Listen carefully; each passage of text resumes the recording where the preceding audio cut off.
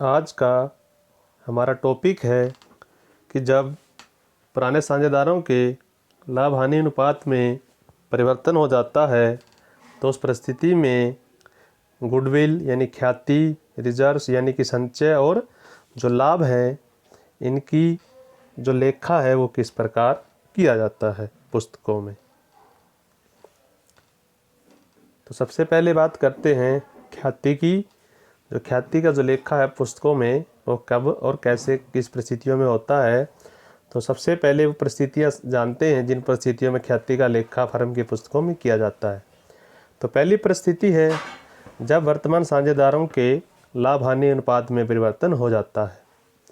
दूसरी परिस्थिति है जब कोई नया साझेदार फर्म में प्रवेश करता है, उस समय भी ख्याति के लेखे किए जाते हैं। दूसरी, जब कोई साझेदार सेवानिवृत्त या उसकी मृत्यु हो जाती है, उस परिस्थिति में भी ख्याति का लेखा किया जाता है। और नेक्स्ट लास्ट है जब किसी व्यवसाय को बेचा जाता है तो उस परिस्थिति में भी ख्याति के लेखे किए जाते हैं। परंतु आज हम पढ़ेंगे कि जब साझेदारों के लाभ हानि अनुपात में परिवर्तन होता है तो उस परिस्थिति में ख्याति के लेखे किस प्रकार किए जाते हैं। और आने वाले हमारे लेक्चर्स में इनका भी जिक्र आएगा, जो 1 बाय 1 एडमिशन, रिटायरमेंट और बिजनेस को बेचने के संबंधित। तो हम बात करते हैं ख्याति के ट्रीटमेंट की। तो हम पहला पॉइंट है, जैसा कि हमने बताया कि बिना एडमिशन और रिटायरमेंट इन पे भी ख्याति के लेखे होते हैं। कई बार कि साझेदार के प्रवेश, उसकी सेवानिवृत्ति के अलावा भी जब साझेदारों के लाभ हानि अनुपात में परिवर्तन होता है तो ख्याति के लेखे किए जाते हैं। दूसरा है जब उनके लाभ हानि अनुपात में परिवर्तन हो जाता है तो किसी साझेदार को त्याग करना पड़ता है और किसी साझेदार को लाभ प्राप्त होता है, यानी कि एक का हिस्सा कम हो जाता है और दूसरे के हिस्से में वृद्धि हो जाती है। नेक्स्ट पॉइंट है हमारा गुडविल, जो है किसी भी फर्म की प्रसिद्धि से संबंधित है, यानी गुडविल से हमारा अभिप्राय किसी फर्म की प्रसिद्धि से है। नेक्स्ट है गुडविल जो है, ख्याति जो है किसी भी फर्म को ज़्यादा लाभ कमाने में सहायता करती है। नेक्स्ट है जो ख्याति है वह अदृश्य संपत्ति है, दिखाई नहीं देती परंतु इसका कुछ मूल्य होता है और इसे व्यवसाय की पुस्तकों में संपत्ति मानकर बैलेंस शीट में दिखाया जाता है। और अगला है जो एडजस्टमेंट है, यानी कि जो ख्याति के लेखे हैं इसकी जो समायोजन है वह साझेदारों के पूंजी खाते में किया जाता है, एक को डेबिट करके दूसरे को क्रेडिट करके, एक खाता डेबिट दूसरा क्रेडिट। तो बात करते हैं अंतिम पॉइंट की, जब साझेदारों के लाभ हानि अनुपात में परिवर्तन होता है तो जो साझेदार जिसका हिस्सा कम हो जाता है तो उसको उसके कंपनसेशन के रूप में ख्याति में से हिस्सा दिया जाता है उस साझेदार के द्वारा जिसको परिवर्तन होने पर उसका हिस्सा बढ़ जाता है लाभों में। एग्जाम्पल के माध्यम से समझते हैं जो ख्याति का जो लेखा है पुस्तकों में किस प्रकार होगा यदि उनके लाभ हानि अनुपात में परिवर्तन हो जाता है। तो ये एग्जाम्पल है, ए बी पार्टनर है, 3:2 इनका अनुपात है और बाद में इन्होंने एग्री हो गए 1 अप्रैल 2016 को कि लाभ हानि अनुपात उनका बराबर हो जाता है, यानी कि बराबर कर लिया उन्होंने। उसके बाद कह रहा है गुडविल की एंट्री कीजिए पुस्तकों में किस प्रकार की जाएगी जब लाभ हानि अनुपात में परिवर्तन हो जाए। तो ओल्ड रेशो है 3:2, न्यू है 1:1। तो हमें करना है ओल्ड माइनस न्यू। तो हमेशा ही ओल्ड माइनस न्यू करते हैं तो जानते हैं किसको सेक्रीफाइस होता है किसको गेन होता है। तो मैंने पिछले लेक्चरों में भी अपने बताया था, जब हम ओल्ड माइनस न्यू करते हैं तो जो प्लस में आता है, यानी कि 6 - 5 तो प्लस का बचेगा, जो प्लस में आएगा वो तो सेक्रीफाइस। ये 4 - 5 ये माइनस में आया है तो माइनस का निशान नहीं लगाना है लेकिन उसको लिख देना है गेन, यानी कि जो प्लस में है वो सेक्रीफाइस, जो माइनस में है वो गेन। अब टोटल 30,000 गुडविल है फर्म की, तो जितना जिसको नुकसान हुआ जितना जिसको फ़ायदा हुआ तो उस अनुपात में जो गुडविल है उसको बांटा जाएगा। तो 30,000 जो टोटल गुडविल है तो 1/10 किस एक को फ़ायदा हो रहा है एक को नुकसान हो रहा है साझेदार को। तो इसको 30,000 पे ए जो है सेक्रीफाइस कर रहा है, इसको नुकसान हुआ इसका हिस्सा कम हो जाता है और जो बी है उसका हिस्से में वृद्धि हो जाती है यानी गेन हो जाता है।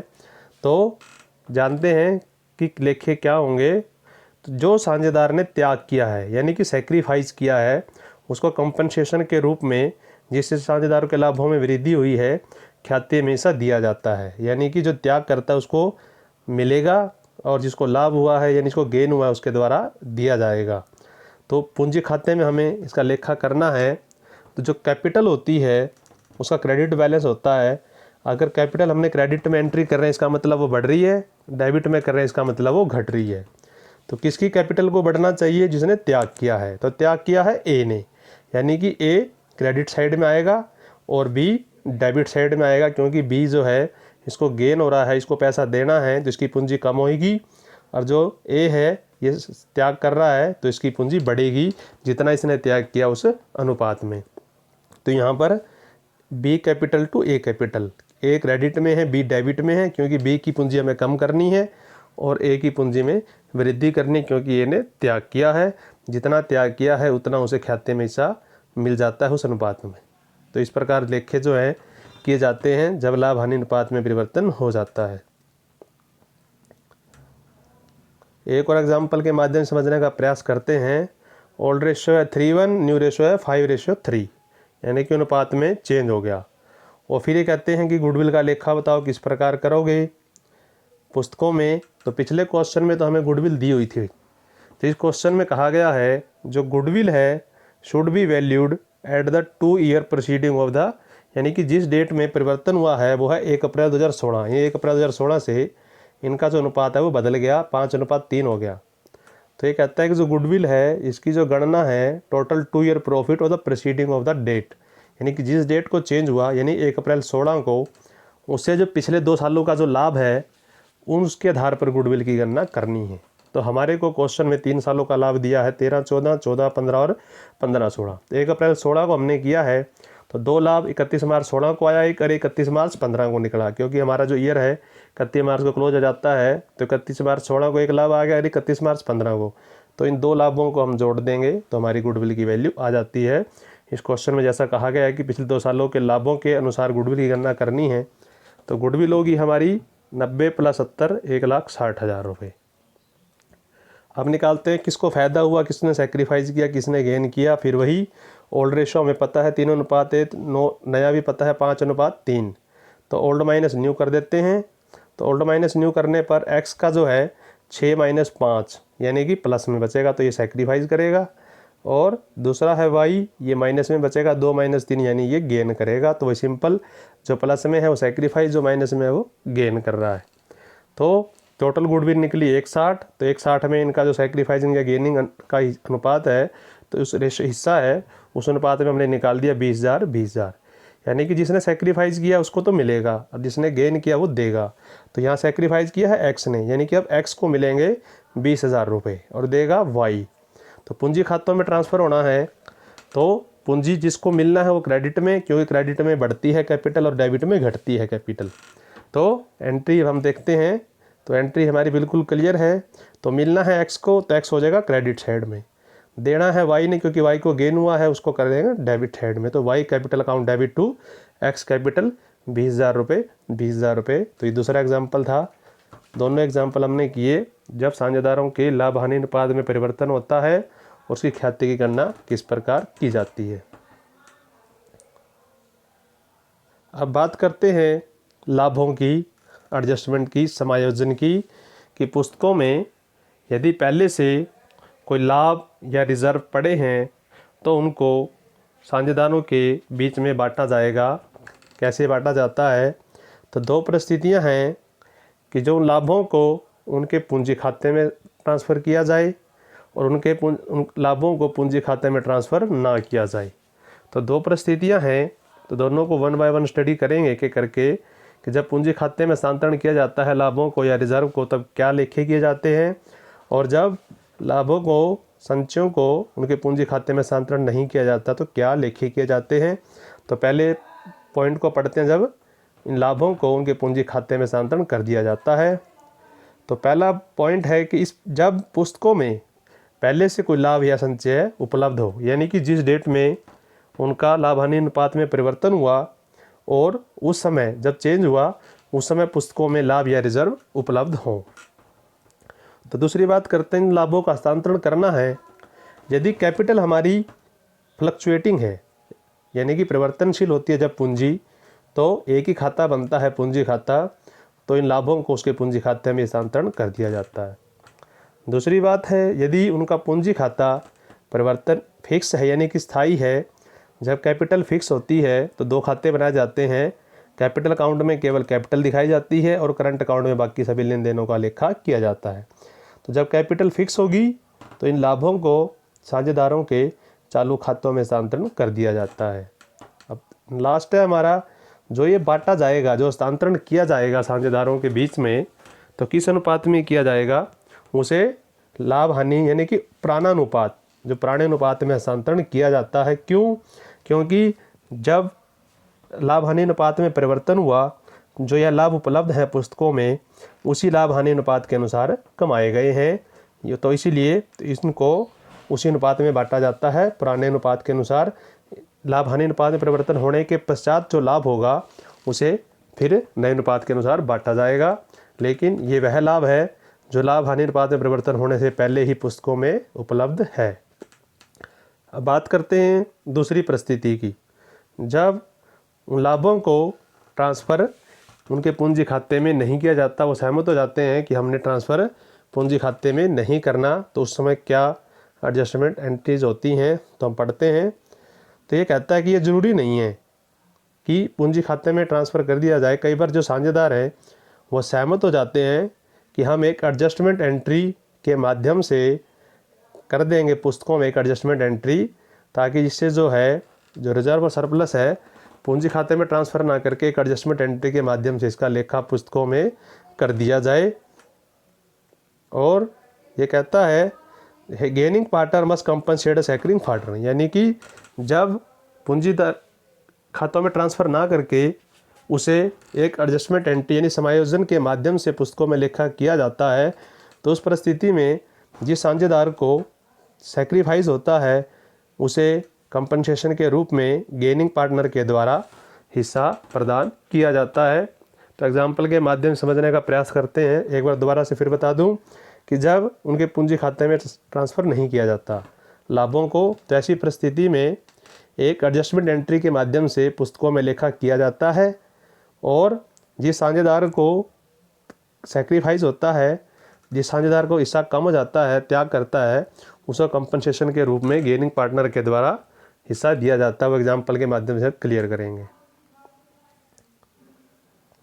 तो ये पहली सिचुएशन है जब साझेदारों के उन लाभों को उनके पूंजी खातों में हस्तांतरण कर दिया जाता है, यानी कि first when transfer journal reserve to their capital account, यानी कि पूंजी खातों में लाभों का हस्तांतरण। तो ये एग्जाम्पल है 4:3 है, ओल्ड रेशियो न्यू दे रखा है 5:3, लेकिन कोई यूज़ नहीं है इसका, क्योंकि हमने पढ़ा था पीछे भी कि जो पहले के रिजर्व या सरप्लस प्रॉफिट लॉस कुछ भी पड़ा हो वो सब ओल्ड अनुपात में यानी ओल्ड रेशियो में बांटा जाता है साझेदारों के बीच में। तो इसमें इस क्वेश्चन में हमें रिजर्व दिए हुए हैं 35,000 रुपये, पुस्तकों में पड़ा है लाभ हानि अनुपात में परिवर्तन होने से पहले। तो इस क्वेश्चन में कहता है कि सेवक को एडमिट किया गया एक न्यू पार्टनर के रूप में और उसे लाभों में हिस्सा दिया जाएगा नया अनुपात 5:3:2 यानी कि 2/10। लेकिन अब हम इस क्वेश्चन को एग्जाम्पल के माध्यम से समझते हैं। पहली परिस्थिति है जब उनके लाभों को जो पुस्तकों में उपलब्ध हैं परिवर्तन होने पर उसे पूंजी खातों में हस्तांतरण कर दिया जाता है। तो टोटल है 35,000 रुपये। तो इस 35,000 को जो रिज़र्व है साझेदारों में इनके पुराने अनुपात में ही बांटा जाएगा, वो है 4:3। 4 + 3 यानी कि 7। 7 को जब 35,000 से भाग करते हैं तो 5,000 आ जाता है। तो 5 चौका 20 और 5 दिए 15। तो एक को मिलेंगे 20, एक को मिलेंगे 15। तो जब भी कोई साझेदार परिवर्तन होता है और जो पहले के लाभ पड़े होते हैं, जितने भी प्रॉफिट या रिजर्व होते हैं हमारे, इन सब का क्रेडिट बैलेंस होता है, कैपिटल का भी क्रेडिट बैलेंस होता है। तो ये क्रेडिट में बढ़ते हैं और डेबिट में कम होते हैं। तो हमने इनको ख़त्म करना है पुस्तकों में से, क्योंकि हम इसको ख़त्म करने जा रहे हैं। तो ये ख़त्म तब होते हैं जितने भी रिजर्व या प्रॉफिट हैं जब इनको हम डेबिट में लिखेंगे, क्योंकि क्रेडिट में ये बढ़ते हैं और डेबिट में ये घटते हैं। उसी प्रकार से पूंजी तब बढ़ती है जब वो क्रेडिट में होती है और जब डेबिट में होती है वो घटती है। तो जनरल रिजर्व तो कम करना है और उसको बांट देना है साझेदारों के पूंजी खातों में। तो ये एंट्री आप देखिए, जनरल रिजर्व को ख़त्म करना, वो ख़त्म तब होगा जब उसको हम डेबिट साइड में लिखेंगे, क्योंकि रिजर्व है, क्रेडिट बैलेंस है, तो क्रेडिट में तो घटेगा, डेबिट में, क्रेडिट में बढ़ेगा, डेबिट में घटेगा, यानी कम होगा। तो जनरल रिजर्व को कम करना है तो इसको लिखा डेबिट में, और पूंजी खाते में स्थानांतरण करना है तो उनकी पूंजी बढ़ेगी, जब उनको हिस्सा मिलेगा रिजर्व में से तो उनकी पूंजी बढ़ जाएगी, तो पूंजी को कर दिया क्रेडिट में, क्योंकि क्रेडिट में कैपिटल बढ़ती है। तो इससे क्या होगा, आपको एंट्री याद भी नहीं रखनी पड़ेगी, आपको लॉजिक के आधार पर आप एंट्री खुद बना सकते हैं कि जिसको कम करना है रिजर्व को तो डेबिट में, क्योंकि रिजर्व क्रेडिट में बढ़ते हैं, डेबिट में घटते हैं, और पूंजी क्रेडिट में बढ़ती है, डेबिट में घटती है। तो पूंजी को बढ़ाना है क्योंकि उनको रिजर्व मिल रहा है, उनकी पूंजी बढ़ेगी, और रिजर्व को कम करना है वो डेबिट में। तो एंट्री हुई general reserve account debit to A capital to B capital old ratio में 4:3 में बांट दिया। एक को मिलेंगे 20,000, दूसरे को मिलेंगे 15,000। तो ये पहला एग्जाम्पल था, पहली परिस्थिति थी जब लाभों को साझेदारों के पूंजी अनुपात में बांट दिया जाता है, कोई एडजस्टमेंट एंट्री नहीं करनी। दूसरा एग्जाम्पल अब देखेंगे जिसके अंतर्गत दूसरी परिस्थिति होती है कि लाभों को उनकी पूंजी खाते में स्थानांतरण ना करके एक एडजस्टमेंट एंट्री के माध्यम से पुस्तकों में लेखा किया जाता है। तो इस परिस्थिति में तो एक को 20 मिले, एक को 15 मिले। तो सेकंड परिस्थिति देखते हैं उसमें क्या होता है। तो सेकंड परिस्थिति है जब लाभों को पूंजी खाते में स्थानांतरण ना करके एक एडजस्टमेंट एंट्री के माध्यम से पुस्तकों में लेखा किया जाता है। तो यहाँ पर देखिए आप, पुराना अनुपात था 4:3, तो नया अनुपात हो गया 5:3:2। तो 5:3:2 जब हम इनका रेशो निकालते हैं, भी किसको सेक्रीफाइस हुआ या किसको गेन हुआ, तो ओल्ड माइनस न्यू जब हमने किया तो इसका एक था ओल्ड अनुपात 4:7, नया है 5:10, तो 40-35 यानी कि प्लस का, तो ये सेक्रीफाइस कर रहा है। बी क्या निकालते हैं तो 30-21 यानी कि ये भी प्लस का, तो ये भी सेक्रीफाइस कर रहा है, यानी कि दोनों जो ए और बी हैं वो सेक्रीफाइस करेंगे। और जो सी है यानी कि नया पार्टनर आया है हमारे पास सेवक, इस क्वेश्चन में जो हमने पीछे पढ़ा था, तो वो गेन कर रहा है, क्योंकि जब नया साझेदार आएगा उसको हम लाभों में हिस्सा देंगे तो उसका तो हिस्सा बढ़ जाता है, और जो पुराने साझेदार है उनका हिस्सा कम हो जाता है। तो जो पुराने साझेदार है वो सेक्रीफाइस कर रहे हैं, और जो नया वो गेन कर रहा है। जो सेक्रीफाइस करते हैं उनको तो मिलेगा क्योंकि वो त्याग किया है, उनको कंपनसेशन के रूप में मिलता है, और जो गेन करता है उसके द्वारा वो हिस्सा दिया जाता है। अब कितना हिस्सा देना है, तो गुडविल हमने पढ़ी थी पीछे थी 35,000 रुपये। तो 35,000 रुपये को जितना जिसको गेन हुआ, जितना जिसको नुकसान हुआ, उतना इसको हिस्सा मिलेगा। तो 35,000 रुपये का यानी 14/70 इसको काट देते हैं तो 2/10 यानी कि 1/5 काट के बच जाता है ये। तो 1/5 करते हैं 35,000 का, तो बन जाता है 35,000 का 1/5 तो बनता है 7,000 रुपये। तो 7,000 रुपये जो हिस्सा है वो देगा नया साझेदार। अब देगा पुराने साझेदारों को किस अनुपात में, उनका जितना जितना जिसको जिसको त्याग किया। तो 7,000 रुपये का 5/70, 7,000 रुपये का 9/70। तो इसका निकलता है हमारा, निकाल के 35,000 रुपये का टोटल कर लो, चाहे इसके अनुपात में बांट दो तो भी इतना आ जाएगा हमारा। एक का 2500, एक को 4500 रुपये। तो ये त्याग करेगा और ये उसको मिलेगा, जिसको गेन हुआ वो देगा, इसकी पूंजी कम कर दो, और जिसने त्याग किया उसको मिलना है, जिसको गेन हुआ उसने देना है। तो इस तरह से ये एंट्री हो जाती है हमारी जब साझेदार पूंजी खाते में स्थानांतरण ना करके एक समायोजन के माध्यम से पुस्तकों में लेखा करते हैं। तो उस परिस्थिति में ये एंट्री होती है।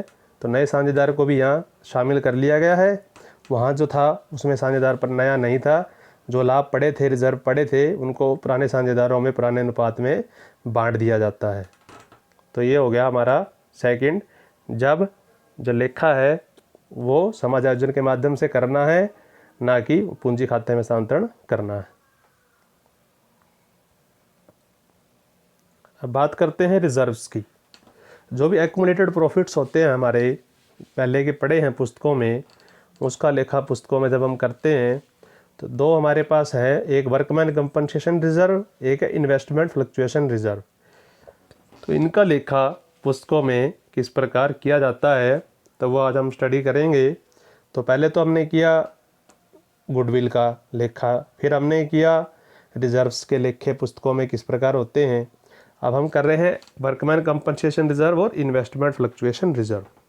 बहुत इजी है, थोड़ा ध्यान से देखें। तो जो ये रिज़र्व है ये लाभों में से बनाए जाते हैं कर्मचारियों को कंपनसेट करने के लिए। तो 4 परिस्थितियाँ होती है हमारी। जो हमने रिज़र्व बनाया है कंपनसेशन रिज़र्व, यानी कि कोई कर्मचारी की कार्य के दौरान घटना हो जाती है या कोई दिक्कत आ जाती है, तो इस कंपनसेशन रिज़र्व में से उस कर्मचारी की सहायता की जाती है, कंपनसेट किया जाता है उसे। तो 4 परिस्थितियाँ हैं। तो पहली परिस्थिति है कि किसी कर्मचारी के साथ कोई दुर्घटना नहीं घटी, इस जो कंपनसेट यानी कि जो रिज़र्व हमने बनाया था उसकी हमें आवश्यकता ही नहीं पड़ी पूरे साल के दौरान। तो जो रिज़र्व हमने बनाया था जब ज़रूरत ही नहीं पड़ी तो उसे साझेदारों में बांट दिया जाएगा। तो दूसरी परिस्थिति है कि क्लेम तो हुआ है, यानी कि हमने रिज़र्व बनाया 50, क्लेम हुआ 20, तो कम जब जितना हमने रिज़र्व बनाया उससे कम क्लेम होता है, उससे ज़्यादा क्लेम होता है या उसके बराबर क्लेम होता है। 3 तो परिस्थितियाँ ये होगी। चौथी, जब कोई क्लेम नहीं होता। तो इन चारों का 1 बाय 1 हम स्टडी करते हैं कि जब क्लेम नहीं होता, जब कम क्लेम होता है, जब ज़्यादा क्लेम होता है या क्लेम बराबर होता है। तो चारों परिस्थितियों का 1 बाय 1 एग्जाम्पल के माध्यम से समझेंगे। तो ये एग्जाम्पल है, PQR पार्टनर्स हैं हमारे, इनका अनुपात है 3:2:1 और न्यू अनुपात है 4:3:2, 1 अप्रैल 2017 से। तो पुस्तकों के अंदर जो कंपनसेशन रिज़र्व है वो पड़ा है 60,000 रुपये। तो चारों परिस्थितियाँ हमें दी हुई हैं, 1, 2, 3, 4। तो पहली परिस्थिति है जब कोई इन्फॉर्मेशन नहीं है, यानी कि कोई क्लेम नहीं है। दूसरी परिस्थिति है कि जब कम क्लेम है, यानी 60,000 रिजर्व था 24,000 क्लेम है। दूसरी परिस्थिति है जितना रिजर्व है यानी इक्वल क्लेम है। तीसरी परिस्थिति है जब रिजर्व से ज़्यादा क्लेम है। तो 4 परिस्थितियाँ होगी, जब कोई क्लेम नहीं, जब कम क्लेम होता है, जब ज़्यादा क्लेम होता है और जब बराबर क्लेम होता है। तो इस परिस्थितियों में एंट्री किस प्रकार की जाती है पुस्तकों में, आइए देखते हैं। तो ये एंट्रीज है हमारी रिज़र्व की। तो केस फर्स्ट, जब कोई इन्फॉर्मेशन नहीं है, यानी कि किसी भी कर्मचारी की हमें कोई कंपनसेशन नहीं देना, क्योंकि दौरान वर्ष के कोई भी दुर्घटना नहीं घटी, जो रिज़र्व था वो एज इट इज़ बच जाता है फर्म को, संस्था को, तो उसे साझेदारों में उनके पुराने लाभ हानि अनुपात में बांट दिया जाता है। तो उनका लाभ हानि अनुपात था 3:2:1। तो 60,000 रुपये को, क्योंकि कोई क्लेम नहीं है फर्स्ट केस में, तो 60,000 रुपये को रिज़र्व है। कंपनसेशन जितने भी रिज़र्व होते हैं वो डेबिट साइड में ख़त्म होते हैं, क्योंकि क्रेडिट में बढ़ेंगे डेबिट में घटेंगे। तो एंट्री होगी वर्कमैन कंपनसेशन डेबिट में, क्योंकि ख़त्म करना है और साझेदारों में बांटना है, तो उनकी पूंजी बढ़ जाएगी, तो पूंजी आ गई क्रेडिट साइड में, क्योंकि क्रेडिट में पूंजी बढ़ती है।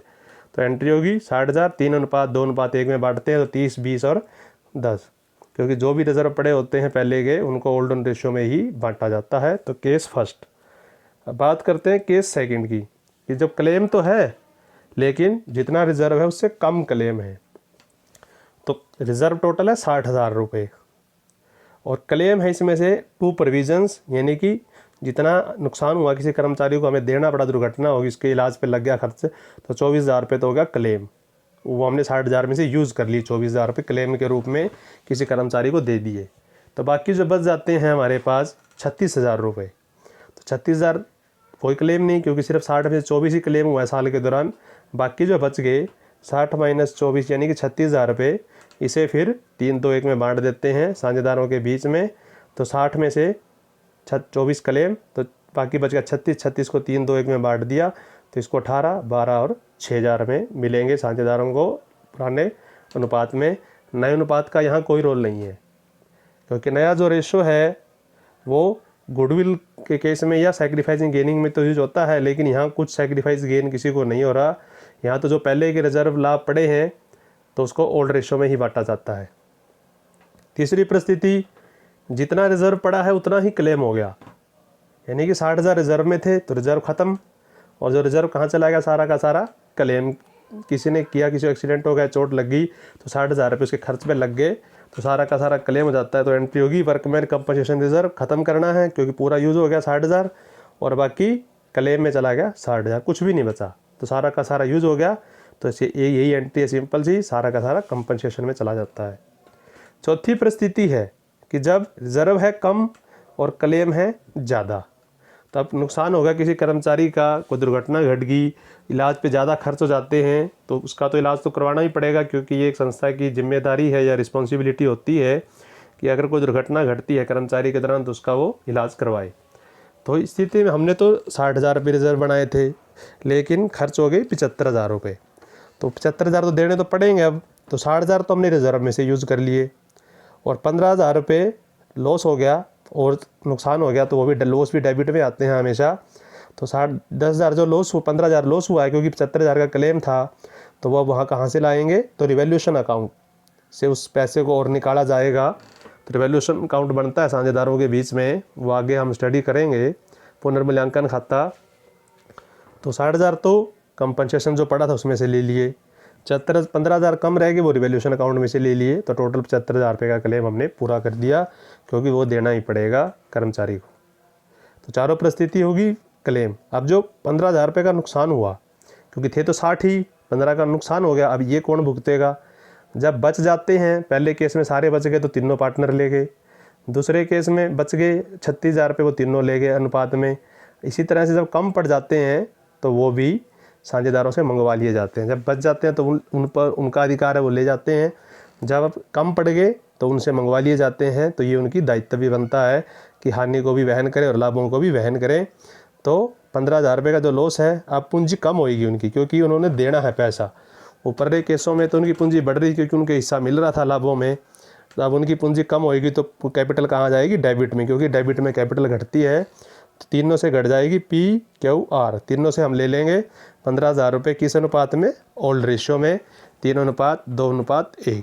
तो 15,000 रुपये के 7,500, 5,000 और 2,500 इनके पुराने अनुपात में हमने इनसे ले लेना है जो भी नुकसान हुआ है।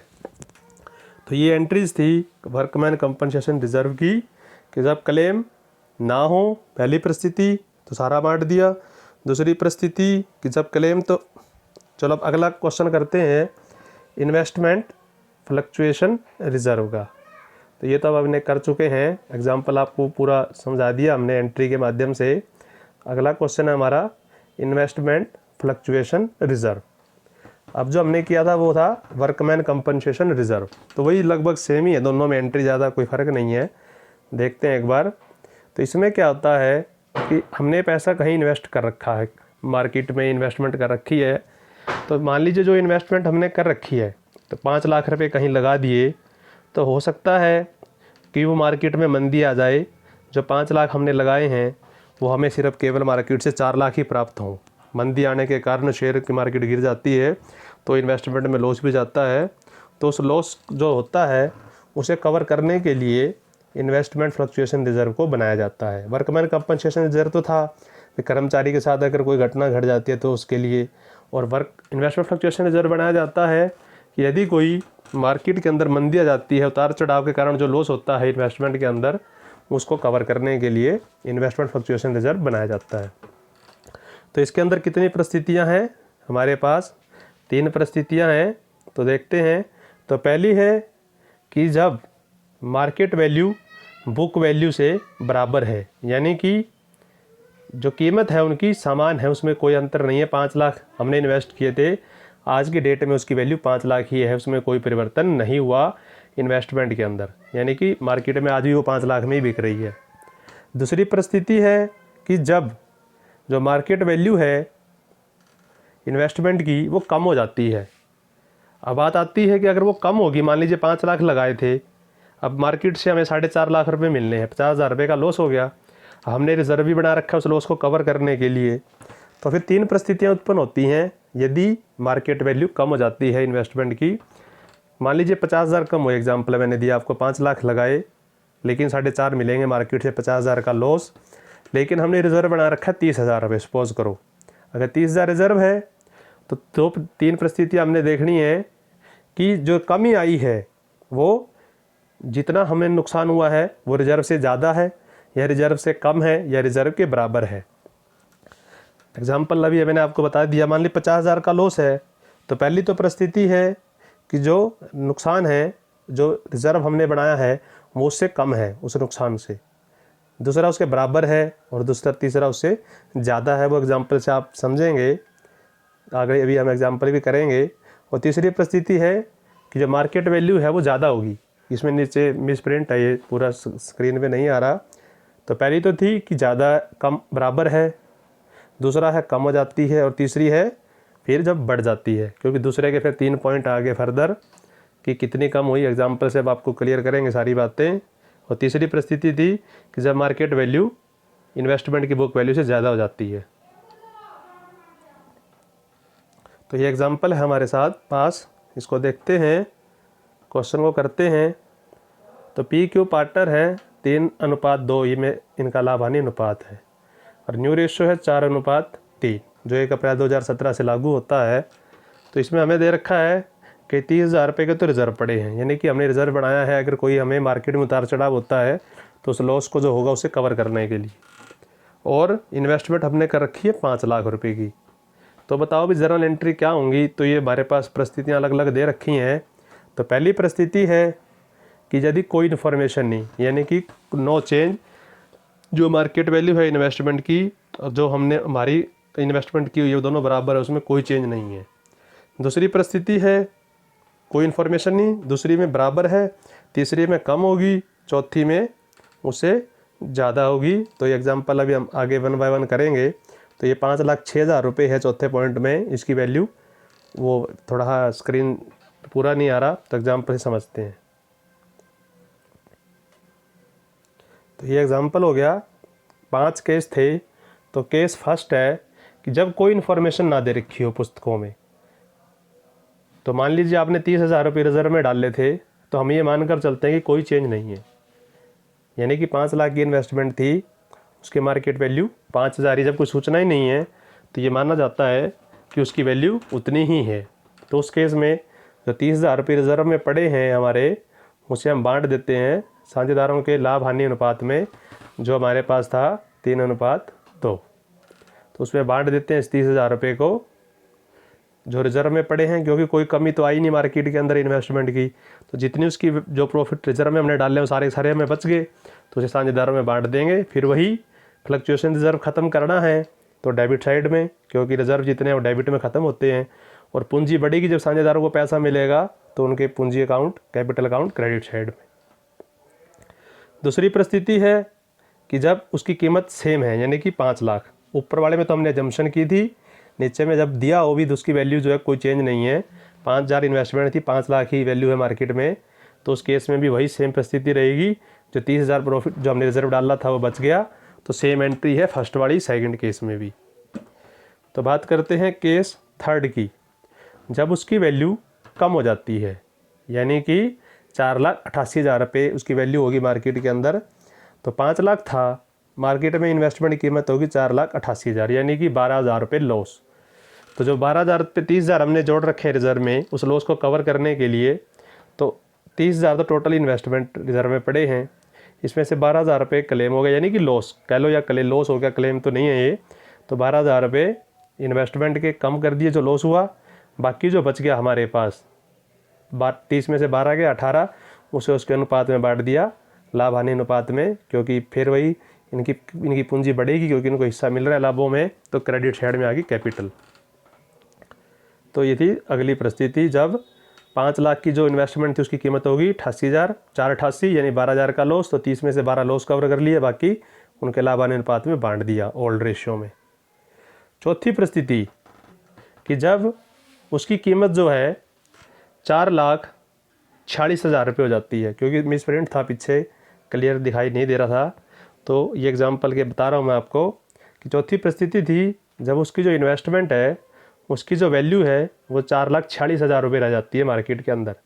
तो 5 लाख लगाए, वैल्यू होगी 446, यानी कि 54,000 रुपये कम हो गए। तो लेकिन रिजर्व पड़ा है आपके पास सिर्फ 30,000 रुपये, नुकसान हुआ 54,000 रुपये का, क्योंकि 5 लाख वाली इन्वेस्टमेंट की मार्केट वैल्यू होगी 446, तो लॉस हो गया टोटल 54,000 रुपये। तो लॉस तो है, कवर तो करना पड़ेगा पूरा। तो 30,000 तो ले लिया, फिर वही रिजर्व में से जो पड़े थे हमारे पास, बाकी बच गए 24। तो लॉस तो पूरा करना ही पड़ेगा, घाटा जो हुआ है। तो 54 में से 30 तो रिजर्व में से ले लिया, बाकी फिर वही सेम रिवैल्यूएशन में से 24,000 रुपये ले लिए, कम जो कम पड़ गए थे। तो टोटल इन्वेस्टमेंट के जो नुकसान हुआ 54,000 वो पूरा हम कर देते हैं, 30 रिजर्व में से लेकर 24 रिवैल्यूएशन में से ले गए।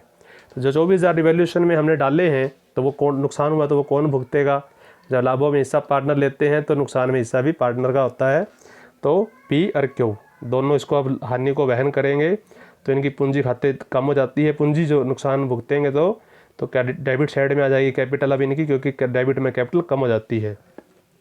तो 24,000 रुपये को इनके लाभ हानि अनुपात में हमने बांट दिया। वो पुराने अनुपात में, नया का कोई रोल नहीं है यहाँ पे, ध्यान रखें, सब पुराने अनुपात में चल रहा है। तो 5वीं परिस्थिति है जब इन्वेस्टमेंट की कीमत जो है कम हो जाती है, बढ़ जाती है। अब 5 लाख की बजाय होगी 5,06,000 रुपये, क्योंकि मिस प्रिंट था, ये दिखाई नहीं दिया वहाँ पे, तब उसकी कीमत 5 लाख की जगह 5,06,000 रुपये होगी, यानी 6,000 रुपये प्रॉफिट हो गया अब आपको उसके अंदर। पहले तो लॉस था, अब प्रॉफिट हो गया 6,000 रुपये।